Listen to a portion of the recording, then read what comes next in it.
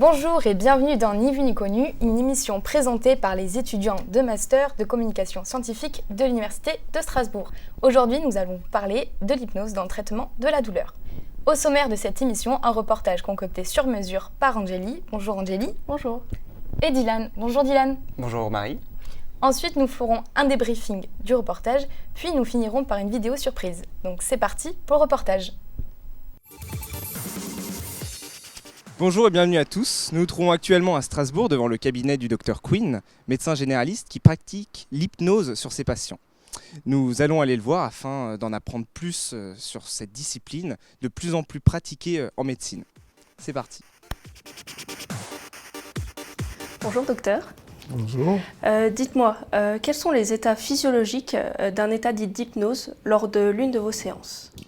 Alors, état physiologique, c'est difficile à dire. En fait, l'hypnose, c'est l'utilisation de ce qu'on appelle communément la transe commune de tous les jours. C'est-à-dire, c'est des états dans lesquels vous passez quotidiennement plusieurs fois par jour. Je vais prendre un exemple. Vous êtes en train de réfléchir et vous partez dans une rêverie. Vous partez ailleurs. C'est que vous êtes en état d'hypnose pendant quelques instants. Vous êtes en train d'écrire et une idée vous passe par la tête et vous vous retrouvez comme ça, le stylo immobile. Vous êtes en état d'hypnose. Donc ce sont des phénomènes communs, quotidiens, que chacun d'entre nous expérimente plusieurs fois par jour.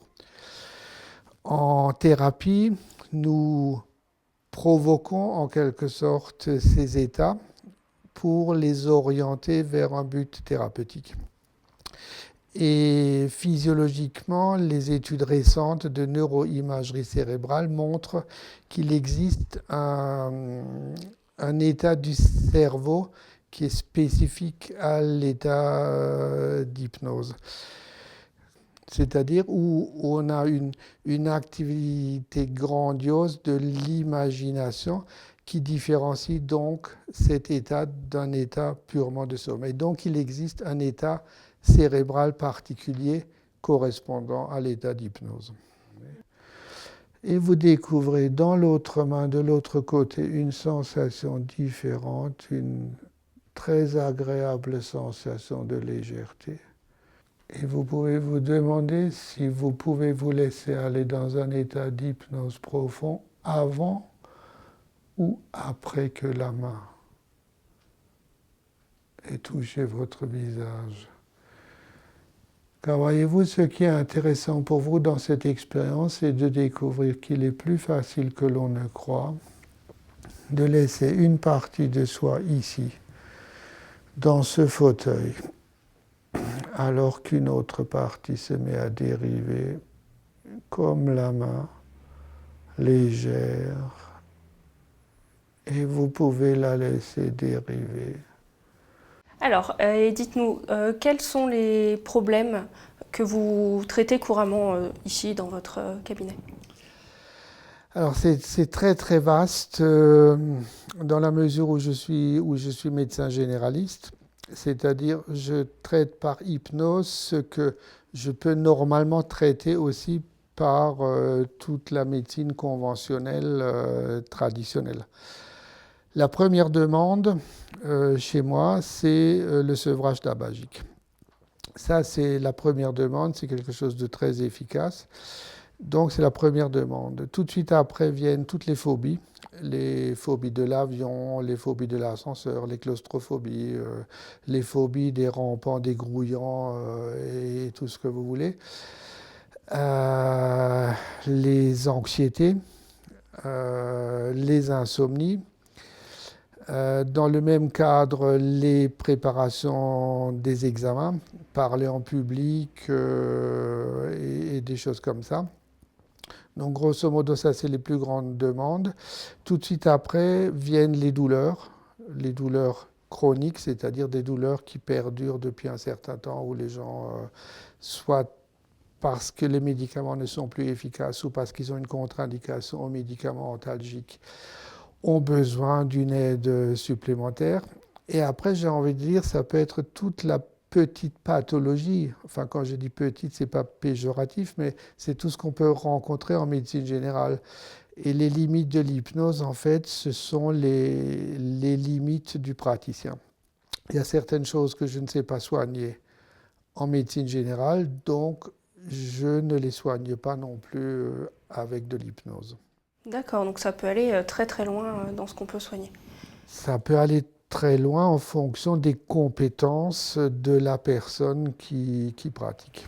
Et du coup, au niveau du patient, jusqu'où on peut aller dans l'état d'hypnose? Jusqu'où on peut aller, c'est-à-dire? Alors, qu'est-ce qu'on peut lui faire faire à ce patient? Je dirais pas tellement qu'est-ce qu'on peut lui faire faire. Ça voudrait dire qu'on a un pouvoir sur le patient. En fait, on n'en a aucun. C'est-à-dire l'hypnose consiste à mobiliser dans la personne des ressources, des aptitudes qu'elle a en elle, et on peut simplement les modifier et je dirais les bonifier vers un but thérapeutique. On ne peut pas faire à quelqu'un quelque chose qu'il n'a pas en lui. Si vous n'avez jamais joué au tennis, même après 20 séances d'hypnose, vous n'allez jamais gagner Roland Garros.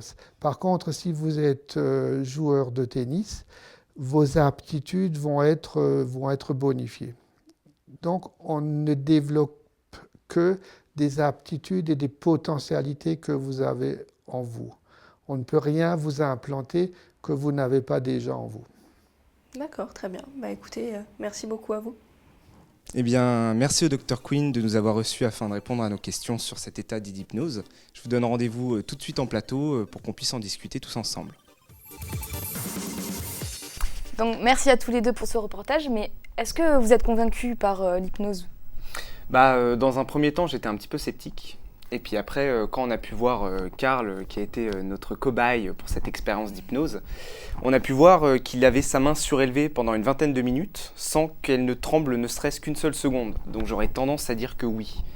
Et après, en travaillant un petit peu donc, sur ce sujet de l'hypnose, en regardant un peu les recherches qui ont été faites, ça m'a un petit peu conforté dans cette idée.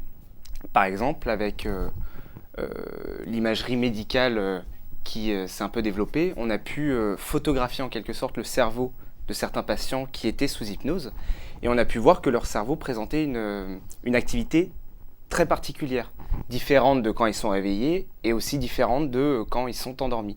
Donc vraiment un état bien particulier, avec certaines zones du cerveau qui s'illuminaient, comme par exemple la perception ou les émotions. D'accord. Et cet état prouve que l'hypnose fonctionne? Non, en tant que tel, juste des images, ça prouve rien du tout. C'est pour ça qu'il a fallu faire d'autres recherches derrière en complément, comme par exemple dans une revue très récemment, Jensen et Patterson ont fait une expérience avec 19 patients atteints de douleurs chroniques, où sur le long terme, ils les ont hypnotisés, et en fait, on a pu voir un effet antalgique, c'est-à-dire un effet où on ressentait moins la douleur, sur le long terme, c'est-à-dire qu'ils ne prenaient plus du tout de médicaments, et rien qu'avec l'hypnose, ils ressentaient moins la douleur, et cet état pouvait durer jusqu'à 1 an. Le problème, c'est qu'on a vu qu'avec des méthodes de relaxation, on atteignait à peu près le même résultat. D'accord. Et alors, est-ce que les praticiens comme le Dr Quinn s'appuient sur ces recherches? Pas tellement. En fait, les recherches, elles servent surtout à comprendre ce qui se passe à l'intérieur du cerveau quand on est sous hypnose. Les praticiens, eux, utilisent des techniques qui fonctionnent déjà. Donc les recherches ne leur servent pas du tout à améliorer leur technique puisque on sait que ça fonctionne. Ok. Et on sait pourquoi ce n'est pas plus utilisé? Alors en fait, c'est surtout beaucoup de sceptiques, que ce soit chez les médecins ou chez les patients. On a remarqué qu'il y avait très peu d'études scientifiques et comportementales à grandes échelles. Donc c'est ce qui pourrait expliquer ce phénomène. Ensuite, dans la loi... il y a une loi. Oui, tout à fait. Alors, dans cette loi, il est dit que nul ne peut hypnotiser ou tenter d'hypnotiser une autre personne. Donc, bien sûr, il y a des exceptions. Va y avoir les médecins, dentistes, les infirmiers, les aides-soignants, les sages-femmes aussi, les kinés, qui vont pouvoir hypnotiser à la suite d'une formation médicale spécifique sur l'hypnose. Et en fait, le plus dangereux dans l'hypnose, ça va être justement de se faire hypnotiser par quelqu'un qui n'a pas suivi une formation dans un institut médical. D'accord, donc comme la streptynose par exemple. Oui, c'est ça. Justement, on en a parlé un petit peu avec le Dr Quinn et il pensait que ça risquait d'être dangereux, surtout par rapport au fait que ce type d'hypnose est très brutal. Qu'on l'a vu quand Carl s'est fait hypnotiser, ça dure 10, 15, 20 minutes pour qu'il soit réellement en état d'hypnose. Là, dans la rue, ça va durer 10, 30 secondes, voire 1 minute, et c'est très très rapide. Et du coup, on ne sait pas vraiment quelles conséquences ça peut avoir. D'accord. Et ça se passe comment dans les hôpitaux? Alors à Strasbourg, on a des opérations qui se passent sous hypnose, comme l'ablation du sein ou la chirurgie de la thyroïde, par exemple. Et je pense que ça va se généraliser petit à petit, parce que c'est une belle alternative pour les personnes qui supportent mal les anesthésies ou alors qui en ont tout simplement peur, quoi. D'accord. Et qu'en est-il pour les douleurs chroniques du coup? Les douleurs chroniques, en fait, quasiment toutes les douleurs chroniques peuvent être soulagées en quelque sorte par l'hypnose. En fait, il suffit juste de comprendre d'où vient la pathologie, comment elle s'est installée, donc en gros connaître un peu sa carte d'identité. Et quand on connaît bien ça, on peut aider à soulager cette douleur par l'hypnose. C'est ce que nous disait le Dr Quinn, c'est que lui, ce qu'il peut soulager de manière classique, c'est-à-dire en utilisant les médicaments, il peut aussi le soulager avec l'hypnose. D'accord, très bien. Eh bien, merci à tous les deux. Donc, si vous voulez en savoir plus sur l'hypnose, nous vous proposons 2 livres. Donc, un qui s'appelle « Qu'est-ce que l'hypnose ?» de François Roustan et Erickson, hypnose et psychothérapie du docteur Dominique Méglet. Cette émission est à présent terminée. Merci de nous avoir suivis. On vous quitte avec la vidéo surprise. À bientôt pour d'autres sujets sciences et société dans Ni vu ni connu. For centuries, sharks have been viewed as mindless man-eaters, thirsting for human blood. This myth has certainly been exploited by Hollywood filmmakers. But as more and more scuba divers begin to interact with these creatures through carefully orchestrated feeding programs such as this one in Freeport, Bahamas, a very different image is beginning to emerge. It's an image of a creature who will apparently put up with just about anything to get his nose scratched. Oh yeah. Oh yeah, yeah, that's the spot. Oh yeah, a little to the left. There, yeah, there. Hey, who's messing around back there? Psst, grab his tail. What? You grab his tail, I ain't gonna grab his tail. Nah, go ahead and grab it. Heck no, I ain't gonna grab his tail. You grab his tail. I'm warning you. Yeah, see, there's nothing to it. Hey, your fly's down. Try it yourself the next time you're in Freeport, and have a few extra fingers you don't need.